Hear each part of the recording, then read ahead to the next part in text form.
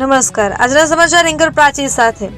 અંકલેશ્વરના ભાદી ગામની સીમમાં દીપડો પાંજરે પુરાતા ગ્રામજનોએ હાશકારો અનુભવ્યો. અંકલેશ્વર તાલુકાના ભાદી ગામ સહિત આસપાસના કરોડ અને બાકરોલ ગામોની સીમમાં વિસ્તારમાં છેલ્લા ઘણા સમયથી દીપડાની હાજરીને પગલે ગ્રામજનોમાં ભારે ફફડાટ જોવા મળી રહ્યો હતો, જેનો આખરે અંત આવ્યો છે. સ્થાનિક ખેડૂતો અને પશુપાલકો દ્વારા વારંવાર દીપડો નજરે પડતો હોવાથી ફરિયાદો વન વિભાગને કરવામાં આવી હતી. ખાસ કરીને રાત્રિના સમયે ખેતર વિસ્તારોમાં દીપડો દેખાતો હોવાથી લોકો સાંજ પછી બહાર નીકળતા ડરતા હતા.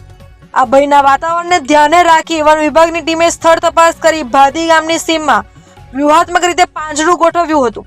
દીપડાની હલચલ પર નજર રાખ્યા બાદ આખરે ગત રાત્રિએ દીપડો શિકારની લાલચે પાંજરામાં આબાદ ઝડપાઈ ગયો હતો.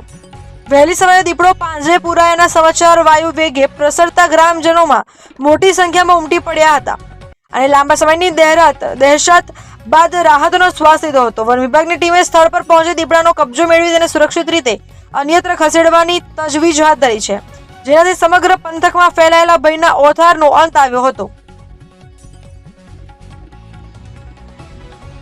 ભાદી ગામ ખાતે આજે એક ફિમેલ માદા પાંજરે પુરાયેલી છે અને અગાઉ પણ 2 થી 3 પકડાઈ ચૂકેલા છે. અને આ લેપર્ડના લીધે અમારા ગામના ખેડૂતોમાં એક ડરનો માહોલ રહે છે. તો વન વિભાગના અધિકારીને અમારી એક ગુજારિશ છે કે વધુમાં વધુ પાંજરા અમને મળે અને આ દીપડા જે છે તો એ પાંજરે પુરાય તો અમારા ભાદી ગામના લોકોને એક રાહતનો શ્વાસ મળે.